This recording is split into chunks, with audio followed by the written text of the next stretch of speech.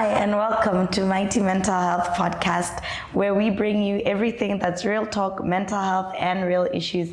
Today's episode is quite an exciting and sensitive one. We're going to be talking about mental health in terminal illness, and we themed today's episode I Survived.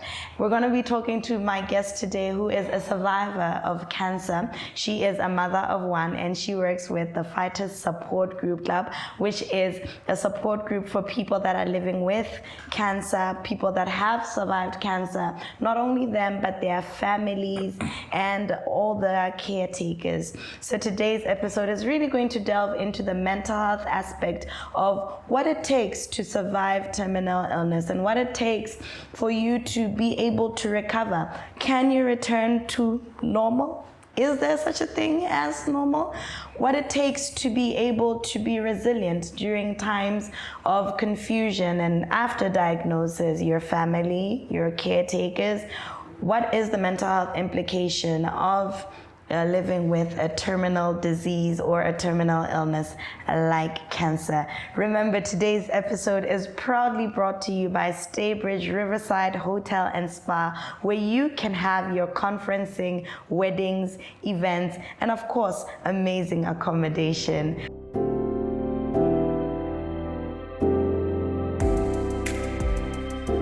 Boteti, let me take this time to welcome you. You can give us a short introduction of who you are. Thank you. My name is Boteti Thukwane, age 34. I live in Tonota. I'm also a mother of one. I'm a member of the Fighters Support Group, as she has said, also a fighter myself. Yeah, thank you very much. All right, I love that, a fighter. So I want you to take us through maybe your journey, but before we get into that, maybe tell us what your understanding of what mental health is. This is the Mighty Mental Health Podcast. So, I invited you over to share your experience. What were your thoughts when you got my invitation? What were you thinking? And in relation to mental health, what's your general overview and perspective of it? Oh, thank you very much. When I got the call from you, I was like, okay, mental health. Oh, good. Mental and cancer. At least now I'll be able to share my mental coverage of how I went through dealing with my mental issues when I was diagnosed with cancer. How I managed to cover those issues. Mm-hmm. Yes, how I survived with the mental issues when I was diagnosed with cancer. It wasn't an easy road, but I know that mental health is how we feel, how we act, and how we think. So generally, when I got this call, I was like, okay, this is an opportunity for us to know that being diagnosed with cancer does not only deal with the illness of the body, but also with the mind. People hardly know what we go through with the mental issues. But I thank God that this is an opportunity for people to know that out there, that cancer is not only about going through chemotherapy and pills. It also deals with the mental issues. That was actually a really powerful statement that you mentioned that I wanted to highlight, of how when dealing with cancer, it's more than just the physical illness itself, and it calls to also attending to the mental battle that comes to it. And that's it. But there's a whole lot more that is at stake and that is involved. And this is why I'm having you here today, because like you said, we don't realize just how much weight that mental health carries in, from recovery to the actual struggle itself. So how about you take us through your story? Oh, thank you very much. I was diagnosed with cancer in 2019. It wasn't an easy fight. I was diagnosed with cancer. It was in stage 4 by that time. I was not, it was hard. I was breathing with oxygens. I had to be on oxygen the whole time. I wasn't eating. By that time, 2019, September. And then from there, they realized that, wow, the cancer is now spread to the lungs. It has metastasized to the lungs. So by that time, I had to get chemo. But chemo, there are things to be precautions to be taken. Do you have the level of your heart, your kidneys, can they take chemo? So I had to go through all that screening for the heart and the kidneys. And luckily, God was there. I had to go through chemo on October.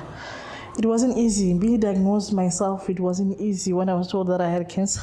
I was just like, oh my goodness, I'm dying.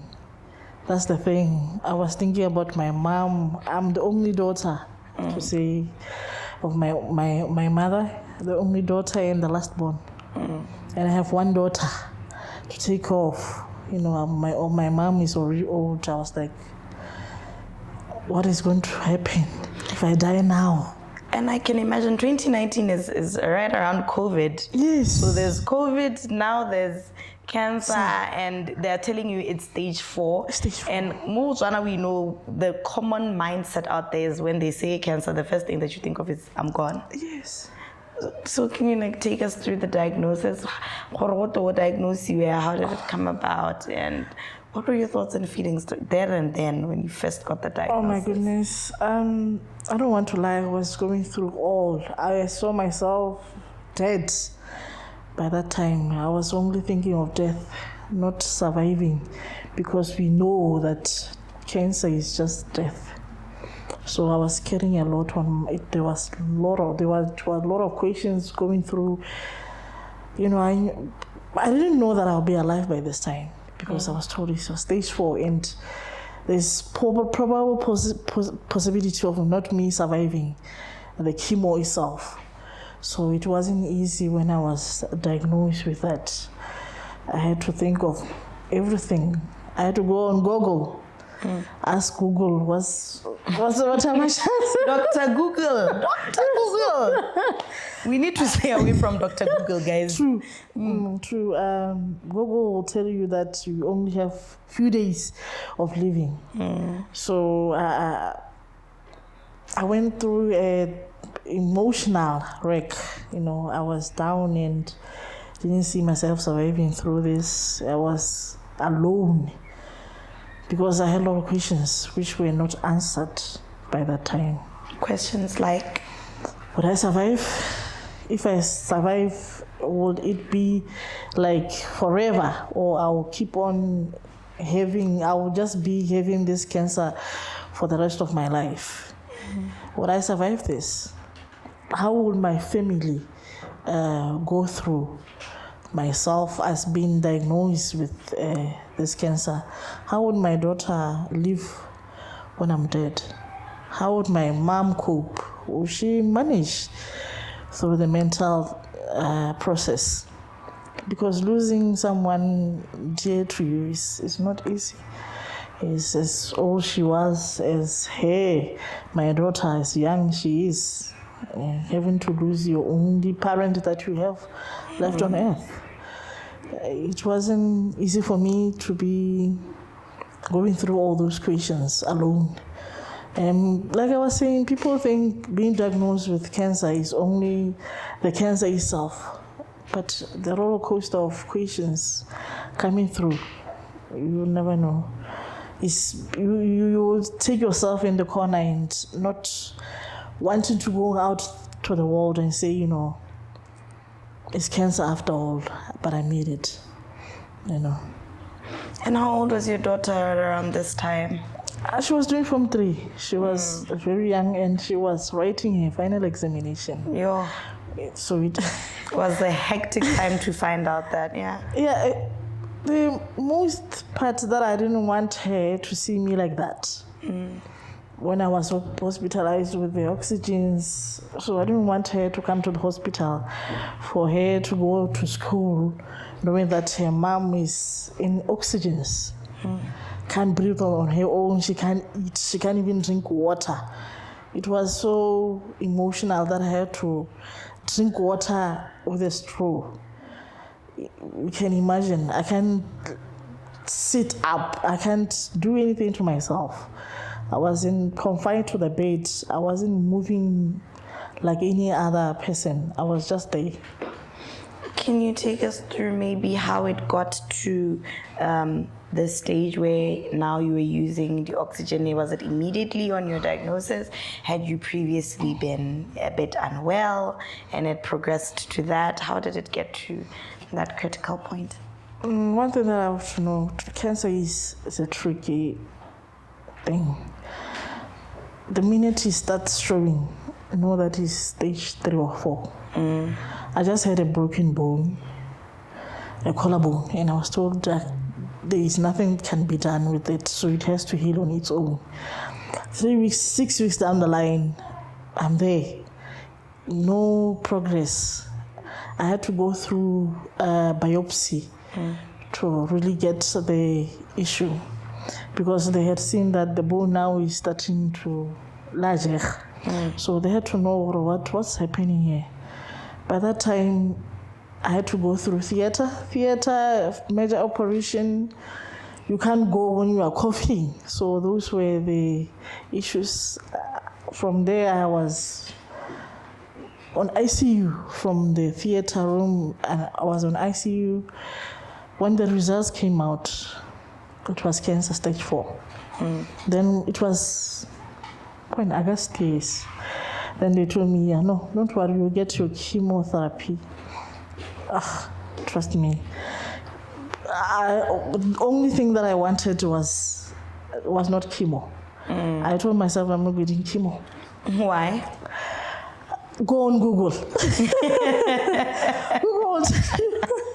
Dr. Google said nope. I went on Google. I Googled, and Google told me that 90% of surviving, 90% of you dying from chemotherapy itself, and 10% of you surviving. I was like, okay, maybe it's better I die with a few months that are left than rather going on chemo, being killed fast. But actually it was wrong. I went on chemo 6 cycles. From 6 cycles, I was told, not yet. I went on another 6 cycles. So I had 12 cycles of chemotherapy. And that's a period of how many months altogether? A year. Yes, I had chemo whole year. It wasn't easy, the battles of effects of chemo. One thing that I was doing it for my family. I went through chemo because I wanted to survive this, and I knew that if I battle this, I'll manage, and people will see that even if you are living with cancer, you can battle. It's not easy, but I had to for my family, for my daughter who is alone. I had to go through this battle. 12 months of chemotherapy. It wasn't easy for the family. The side effects, the mood swings. They will tell you that chemo is nothing, but chemo itself is like a pregnant woman. So you are up and down in terms of your moods as well. Yes, the effects of chemotherapy are not easy, but they need, a family who is understanding. Yes, and a family who is being prepared well, that this person is going to be a new person. So you treat her as she comes. If today I wake up happy, you treat me happy. If I wake up not wanting to talk to anybody, you treat me like that. So it goes with the mental issues. So you can see you need someone who's mentally fit to deal with such a patient. So speaking of being mentally fit and the strength that requires of you mentally, I'm wondering, after you got the diagnosis, was there ever any intervention from either the hospital to say, okay, let's sit with you and explain to you what's going on? Because it sounds like it was a pretty anxious time. You're Google is telling you all of these things. You're scared. There's family. There's a lot to think about, a lot to consider. Was there ever a time where there was an intervention either by you or by the hospital to say, you know what, let's sit down, let's talk, not only for you but for your family as well? No, there wasn't that time. I just got chemo, the first chemo, and then I went online on Facebook. I searched cancer because I wanted to know if people are there people there who has survived cancer or what. Then I found the fighter support group.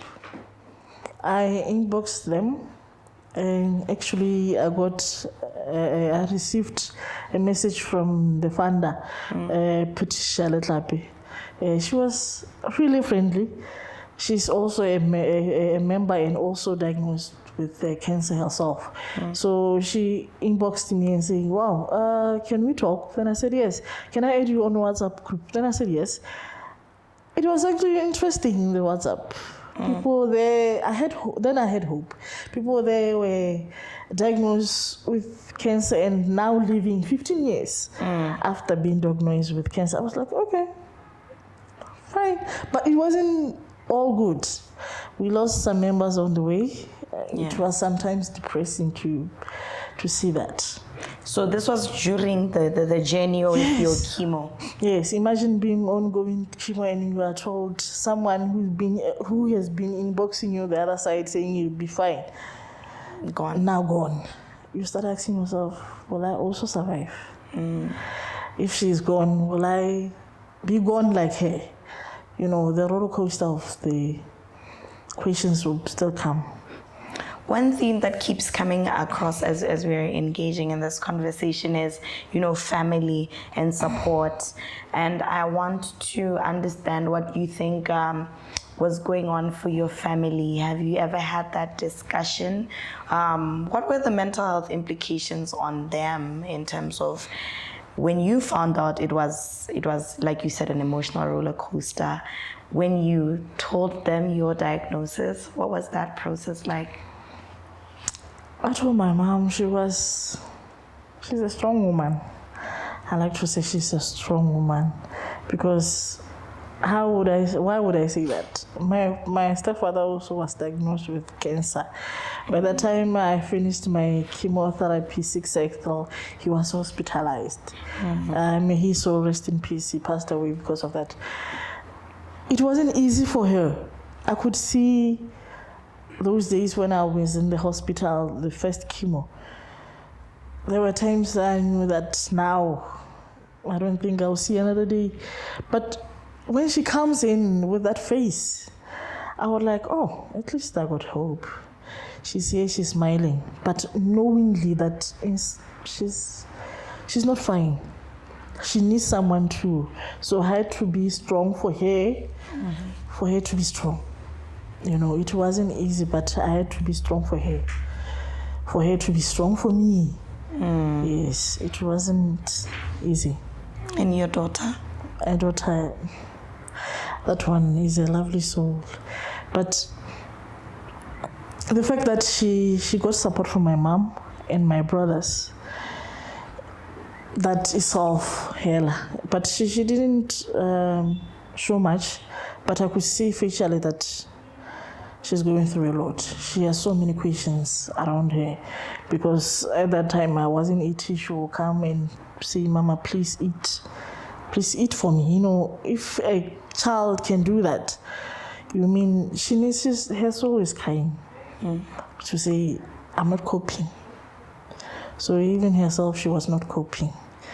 But like I was saying at first, we really need to tackle the mental issues mainly for those who are caregivers to know that they're not alone. Even though they're going through this journey with their patient, they should also get maybe counseling to see how they are. Check on them. Because ourselves, the patient, we can't be checking on them and say, how are you? They will probably say, I'm fine. Say, how can you ask me? How are you? Yeah, that's true. So they really need that support because they were not given that counseling on how to take care of a patient who's going through that. Yes. And which is sort of why this conversation is very important and why I'd wanted to have this conversation, so that, one, we can identify the gaps. What are the gaps in terms of mental health service in general, as a whole in Botswana, and what mental health gaps that you identified and what you think can be done as somebody that's a fighter, as somebody that's a survivor. What would you say to somebody, I'm listening, I'm home, my friend, my partner, my husband, or whatever, just got diagnosed with cancer and I have to ready myself as a caretaker. In terms of mental health, what do you think is something you would say to somebody who's in that situation, listening to you right now? What can they prepare for? What do you think they can do? Or in your experience, what did your family do that contributed largely to your will to continue to thrive, to survive? Really, I don't want to say much, but as a caregiver, one thing that I have noticed when I was diagnosed, my family was not showing much to the issues to say, will this person be able to make through, right? So I'm saying to you to say that though that person is a patient, but you are also a patient of mind, because we know what you go through, the questions, our mood swings, our change, our new person.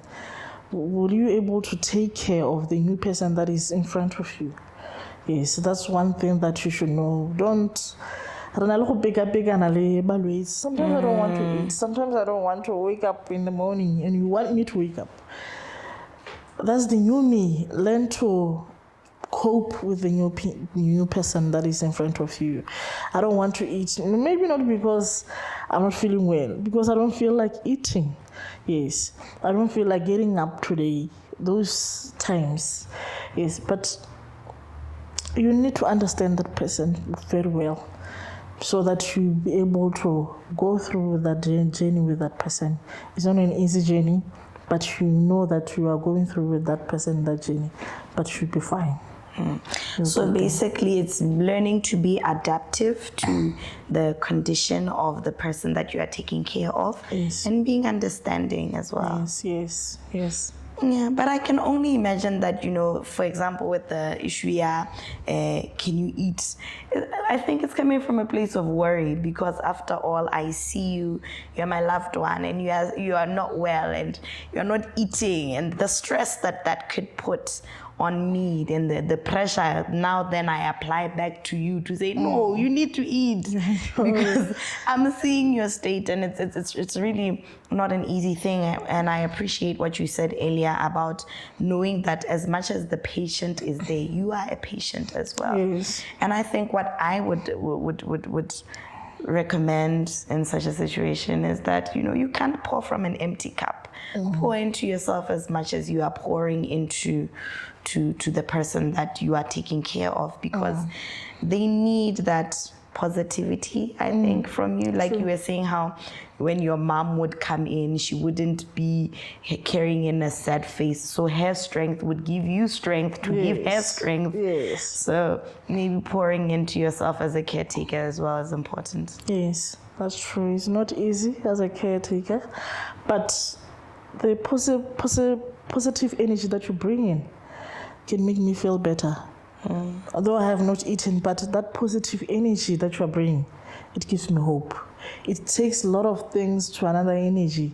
It says a lot of things to say, okay, fine. Sometimes being not well, you wish I just, when people come in with that energy, a negative energy, you say, I wish I was dead. these people can rest. I can see I've put much weight onto them. But if you come with that positive energy, you give me light. You give me, you have burdened me with a lot of stress to say, okay, fine, I'm not alone. I'm with this person and this person is seeing light. Why can't I see the light that she sees? Yes. You know, one of the things that you also mentioned as you are talking about, you know, seeing the light and having hope, you mentioned how you basically wanted to survive for your family. Yes. And which brings me to think we all need to have a why. In terms of when you are a survivor or a fighter, we've just been newly diagnosed with a terminal illness.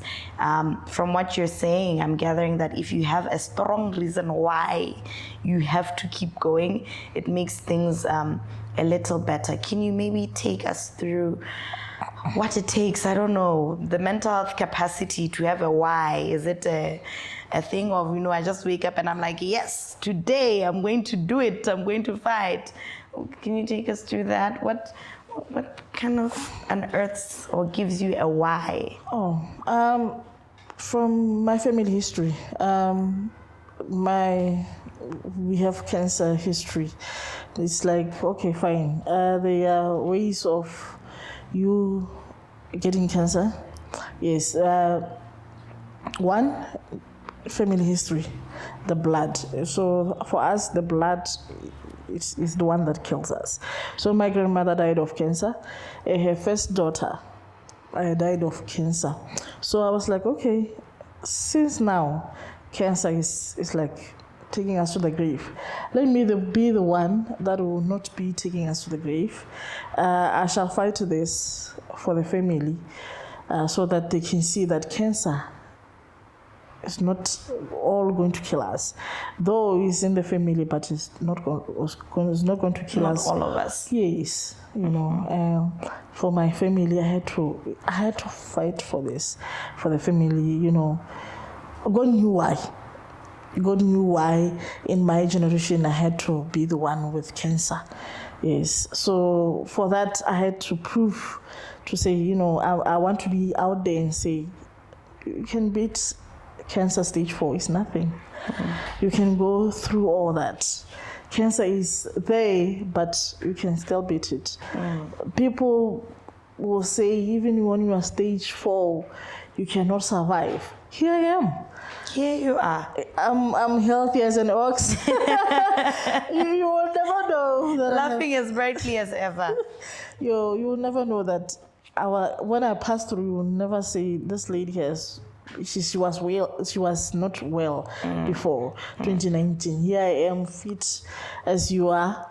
It's not written on my forehead, that I'm living with cancer. You know, it's a small thing that we all have to beat. It doesn't matter what stage. I'm here to say, what stage, regardless. Stage is just a number. If God managed to give me that cross, it means that I can carry the cross. So I had to do it for my family. It's a wide thing. That's why I had to do it, and to say, if God had given me that cross, it means that I can carry the cross through and say, we can do it. Wow. Thank you so much, Boteti. I think your story is one of resilience. Your story is one of finding a reason, finding an anchor, and holding on to say that you believe that you will be one of the people that will make a difference in your family, for your children, for your mother, and for your siblings. I really want to appreciate you for sharing your story. I believe that it will equip and empower somebody to be prepared mentally for such a situation if ever they find themselves in it. One of the things that I've learned in today's episode is having a positive mindset and an anchor. And I want to ask you at home, what's your anchor? What's your why? What's the one thing that you believe will give you the strength and the resilience to fight through whatever it is that you are going through mentally? Boteti mentioned that she believed that if God could give her this cross, then she could carry it.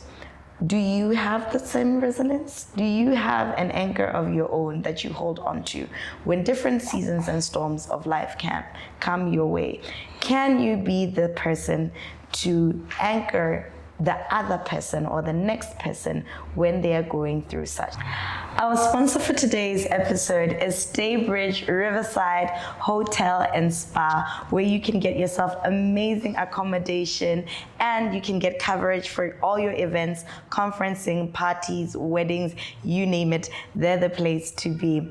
So Boteti, it's such a spectacular journey that you're taking us through, and I think we focused a lot on the caretaker and the family. I want to talk about now maybe coping mechanisms that you feel were really effective or helpful that you used through your journey and your mental health journey.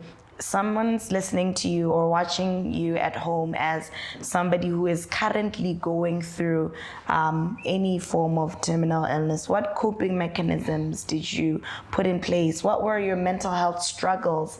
What helped you? Just your personal journey as a fighter or a survivor. Matey, it wasn't an easy journey, I don't want to lie. It was a very hard journey. It wasn't easy. The fact that I was diagnosed at my age, I was too young for this. So it wasn't easy. I cried on my days on the oxygen, not able to sleep like normal. Sleep on oxygen. Imagine yourself sleeping on oxygen, spending days without eating, seeing people there and not knowing if you're able to survive. It wasn't an easy, it was emotional. I was going through a lot of emotions. I think I wasn't nearby to say I was depressed because the phone was the only thing that I had. I felt like I had no one who understand what I'm going through, because people will be coming to you to say, how are you? Are you fine? I'll be saying yes. By the end of the day, I'm all alone.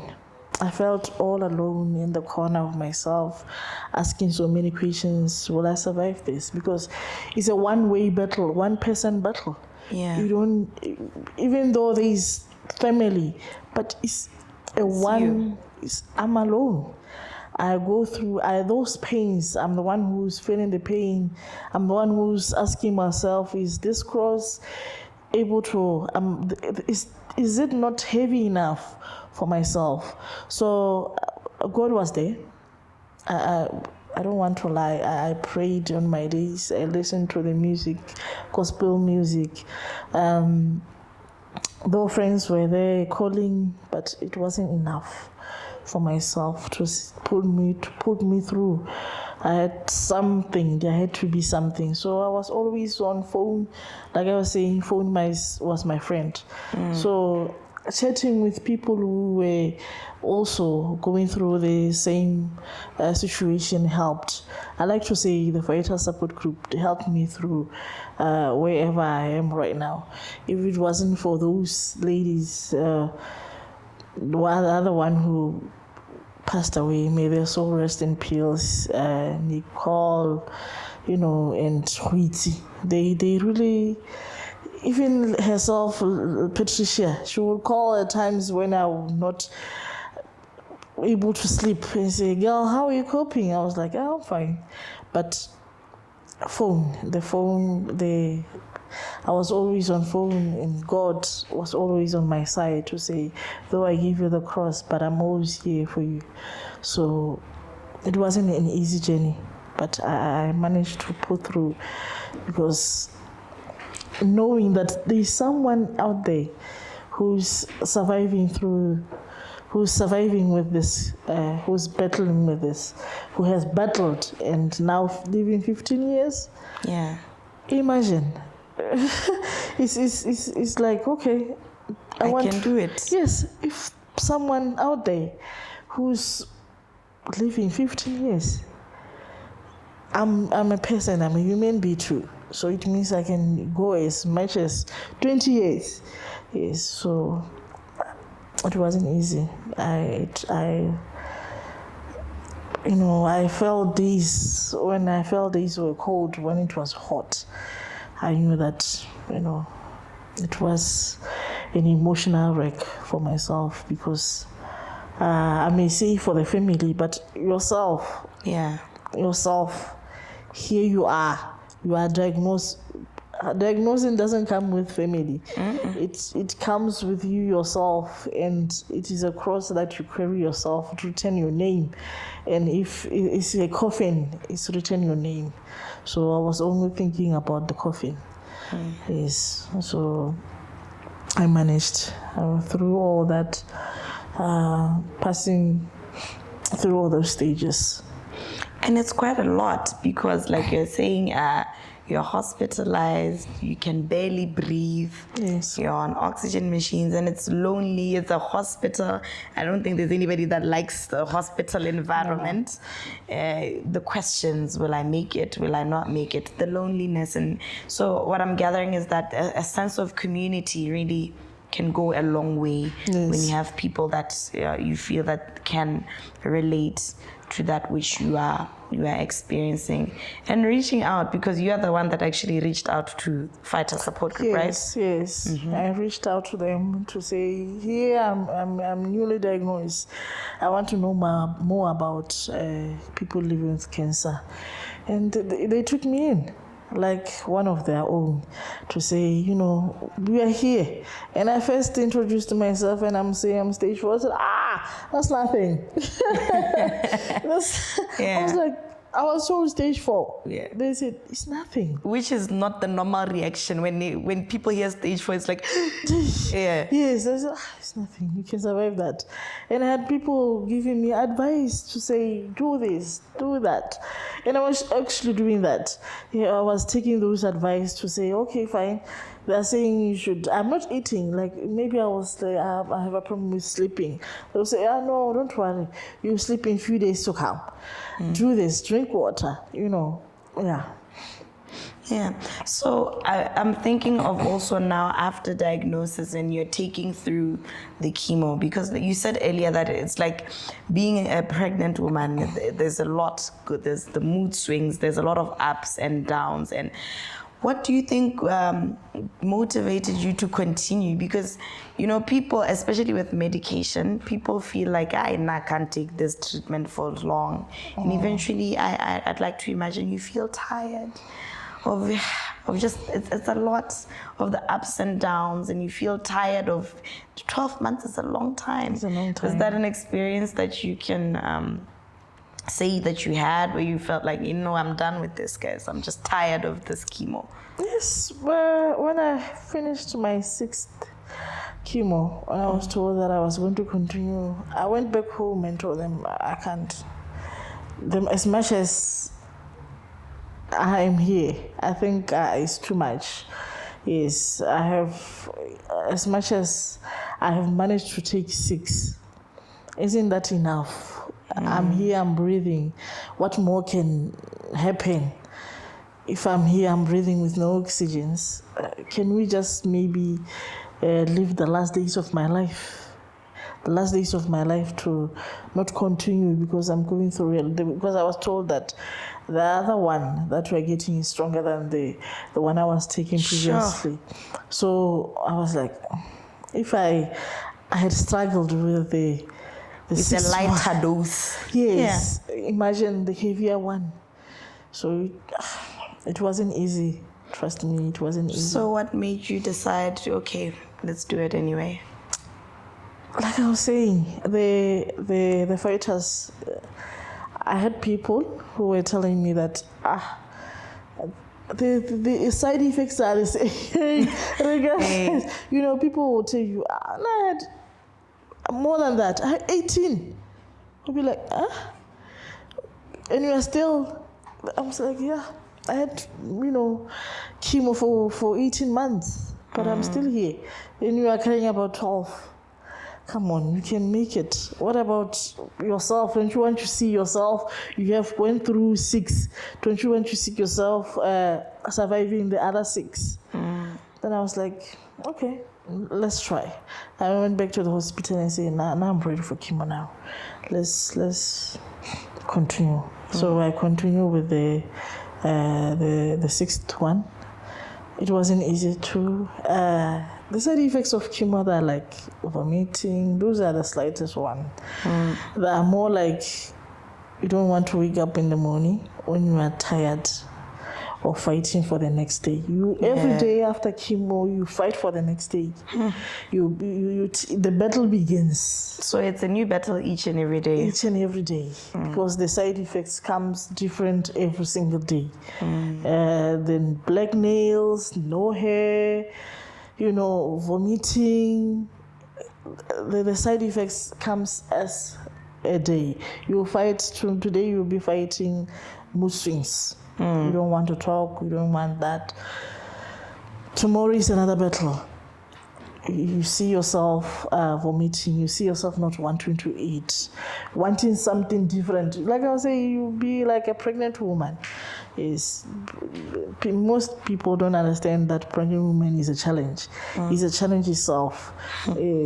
So taking chemo needs someone who understands chemo, who understand the side effects of chemo. Like I was saying, the caregivers, they need a lot of attention like us, so that they understand the person that are taking care of. So I had to take it the sixth, another sixth cycle to see how does it carry me. So in terms of mental health, what do you think can be done to support people that are living with terminal illnesses or in their families and their caretakers? What do you think we need to pay attention to as a people, as a country, as people are in mental health spaces? Where are the gaps? What can be done? A lot of gaps when it comes to mental linkage, when it comes to linkage, the person living with cancer and a person who is a caregiver and to their mental state. Like I was saying, we forget about that. We truly, in here in Botswana, we forget that. We only think mental health, we talk about people who are mad. Crazy.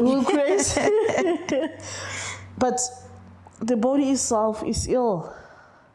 If your body is not well, if you are physically not fit, like I was saying, mentally is all about how you think, how you act. If you are physically not well, you are not mentally fit, to say that. So we have a lot of gaps when it comes to mental health, and a person who's diagnosed, not only diagnosed, even after the diagnosis, you still need to be sit down and say, okay, how was your journey? I need to lash out. I really need to lash out, because somewhere there it triggers and say, you went through this. It always comes back. For it not to come back, you need to lash out, to be seated down and say, okay, fine, let's go through your journey now. Since you are, I can see that you are physically fit. Let's go through your mental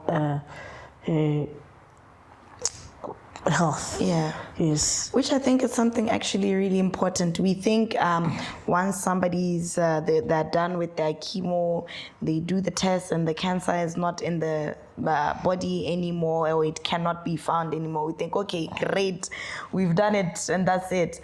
But then, like you're saying, there's always the repercussions, the life after. I think in the beginning I talked about how the question is, can you ever return back to normal? Is there such a thing as normal? Because it's something that is, I'm thinking 12 months, that's a whole year. And now after all of this, you have to return to your regular lifestyle. I'm sure there was some disruptions to your life in terms of work, in terms of just you being able to do some of the things that you used to do. And now you are being thrown back into the world like, okay, great, you're done now, bye. True.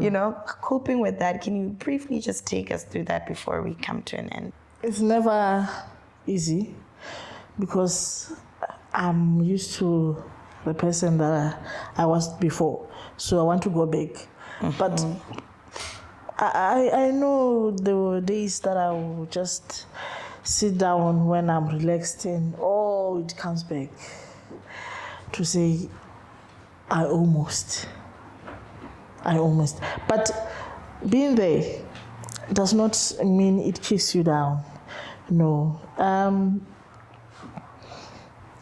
Sorry, what was the question?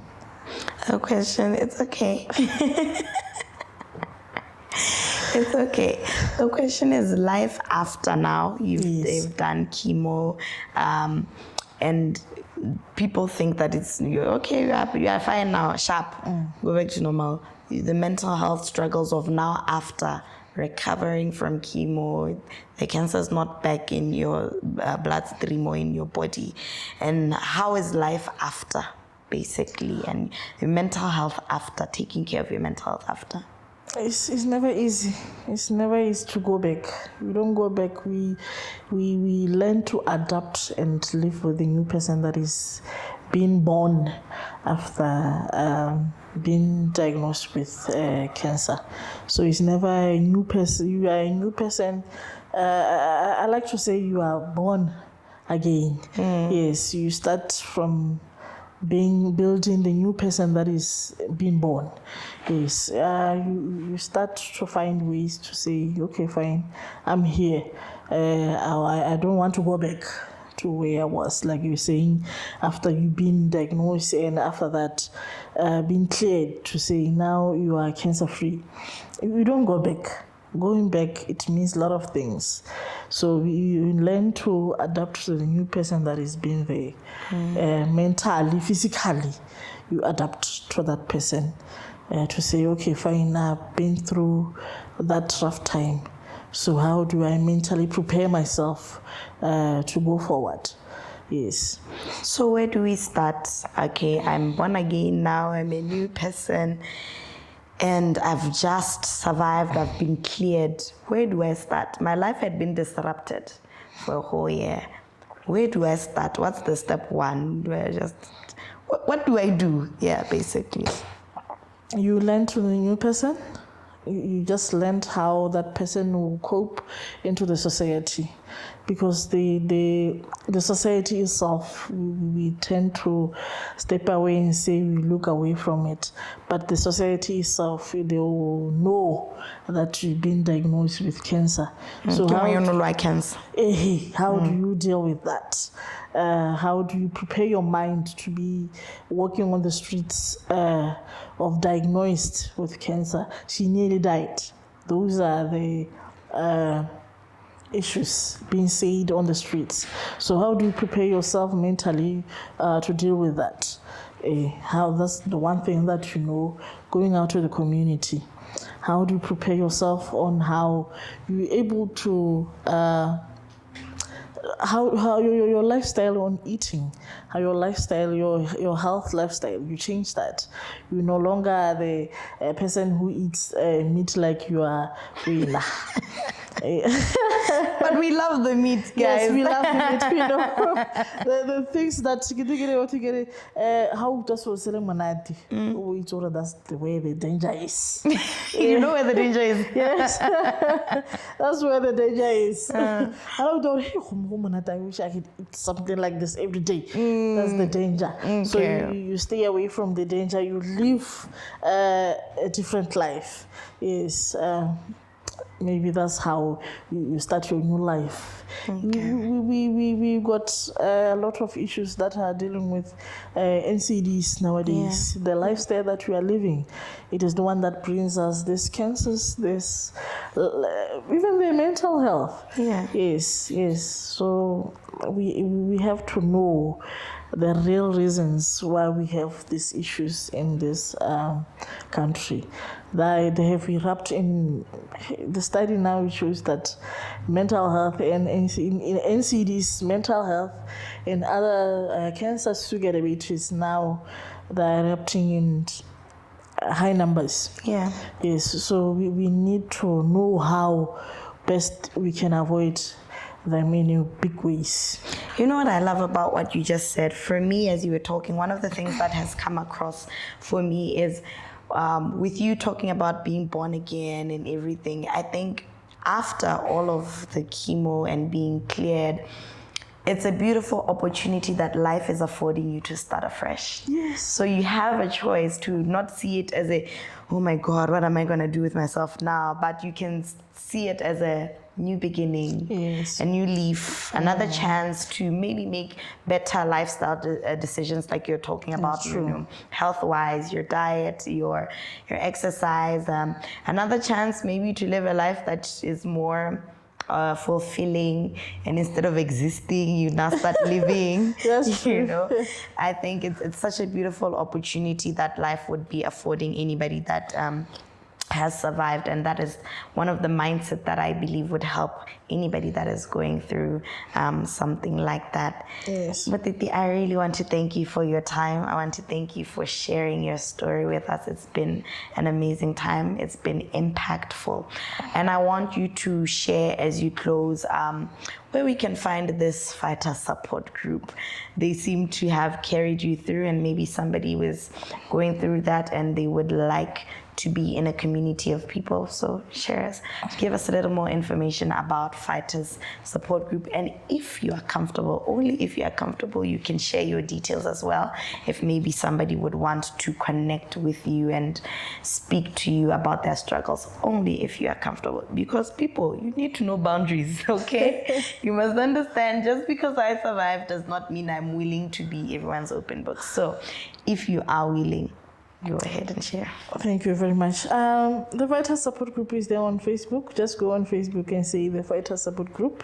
It's an NGO that deals with people living with cancer, newly diagnosed, people who are ongoing, and caregivers. We're not leaving you out because we support, we empower, and we educate. So for that, you just go on Facebook, inbox us if you want to know. If you are newly diagnosed, you don't know what you want to, your emotions are all over, just inbox us. We will take you through the journey. Don't worry, it will be an easy journey, just like me. So my contact is 71539909. You can contact me on working days. Waking days. And waking hours. Not more than that. Thank you very much. Thank you so much for sharing yourself with us today, for sharing your journey. And we can only hope and believe that your story will continue to reach more and more people and change the mindset and landscape of people in mental health and around mental health. Today's episode was brought to you proudly by Staybridge Riverside Hotel and Spa. Thank you so much for joining us today, and we cannot wait to see you on our next episode. From us, bye.